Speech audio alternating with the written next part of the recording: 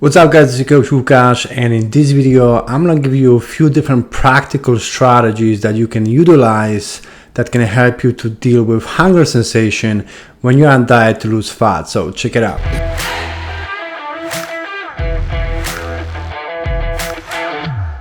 If we're trying to lose fat, one of the most important things that we need to focus on is to create a calorie deficit, meaning consuming less energy or less calories that we're burning throughout the day. And we can achieve that by increasing our activity level or lowering our calorie consumption, or both, right? However, let's say you are very active already and you cannot increase your activity level anymore, also because due to your schedule, then we'll have to lower the calorie amount that we're consuming through nutrition.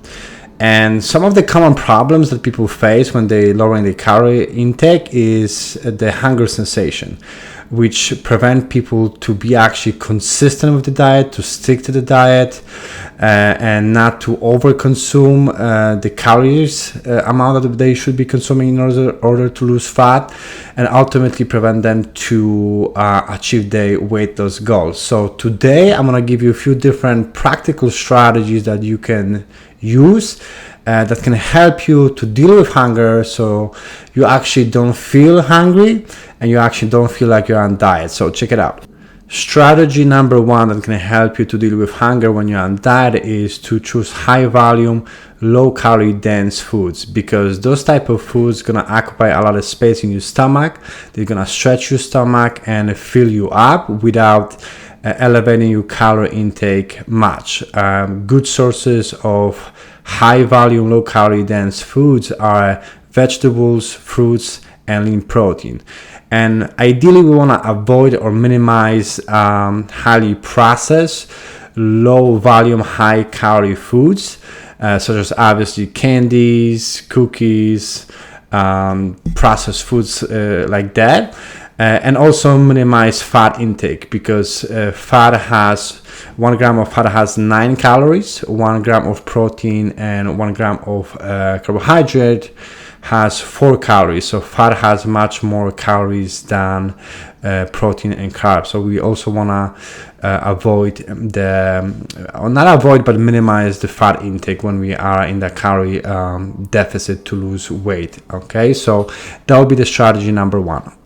Strategy number two will be to increase protein intake, which I kind of mentioned in the first strategy, but protein is the most satiating macronutrient. Second will be carbohydrate, and the last one will be fat. Good sources of protein would be lean chicken, fish, egg whites, protein shake, for example. We do want to minimize protein that contains fats, such as red meat or whole eggs, because again, as I mentioned before, 1 gram of fat has 9 calories, 1 gram of protein has 4 calories. So when we're eating more fats, it's just easier to overconsume on our calorie intake. So we want to choose more leaner sources of protein where we are in a calorie deficit. Another benefit when it comes down to protein, besides that they are very satiating and they occupy a lot of space in your stomach, is that when we are in a calorie deficit, we want to make sure that we're losing fat, but we're preserving the most amount of muscle mass, right? Because we don't want to lose muscles, we want to lose fat. So increasing the protein intake can help you with that. When it comes down to the amount of protein, the general rule, I would probably go by around 1 gram of protein per pound of body weight. That can vary based on the individual, but that would be a general rule. And that's strategy number two, increase your protein intake. Strategy number three is to increase fiber intake. Fiber is a natural hunger suppressant and is also filling.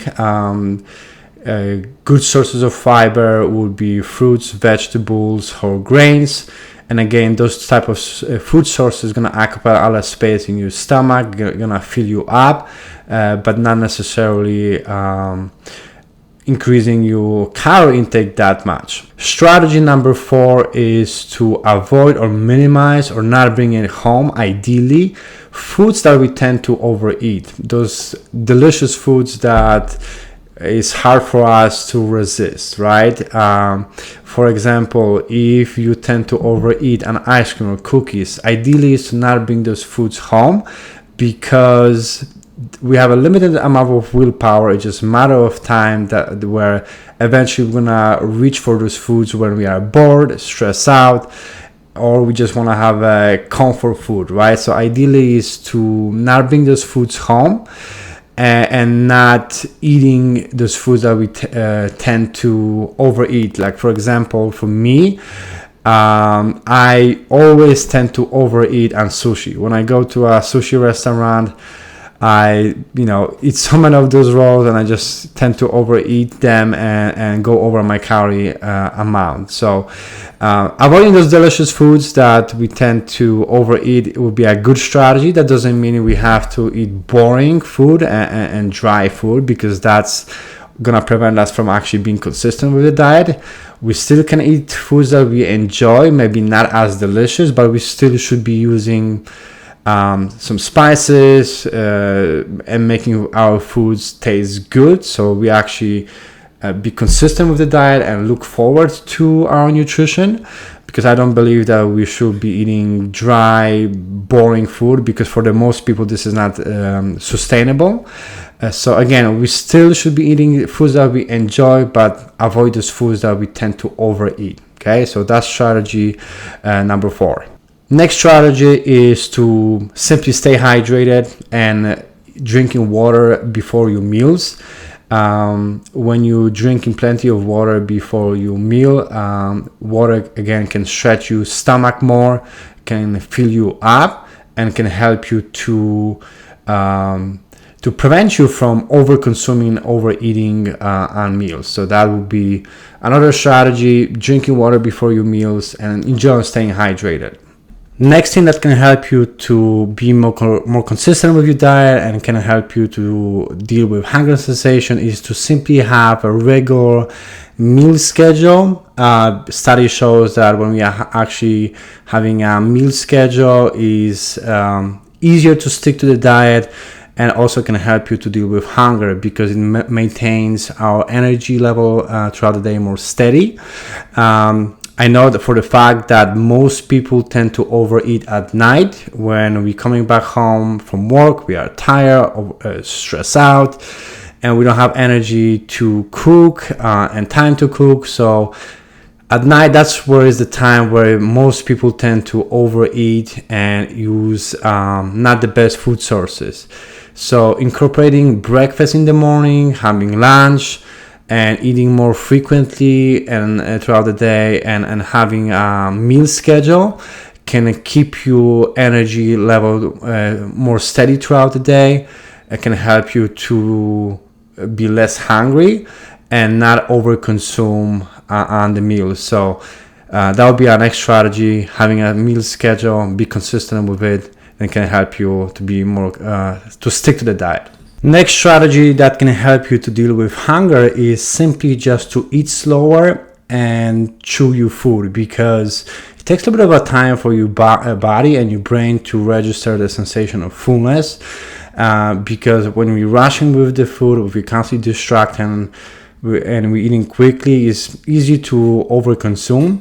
But by slowing down, you eat, enjoying your meals, be aware of the sensation of fullness, can help you to be more satisfied. I remember, for example, when I was eating and I was constantly checking social media on the phone, being distracted, it's just easy, and I was rushing with the food because I had to go to work and whatever. It was just easy to overconsume on your calories. So slowing down your food, eliminating distraction, chewing your food can help you to feel more fulfilled and prevent you from overeating. Another strategy that can help you to deal with hunger is to increase your caffeine consumption.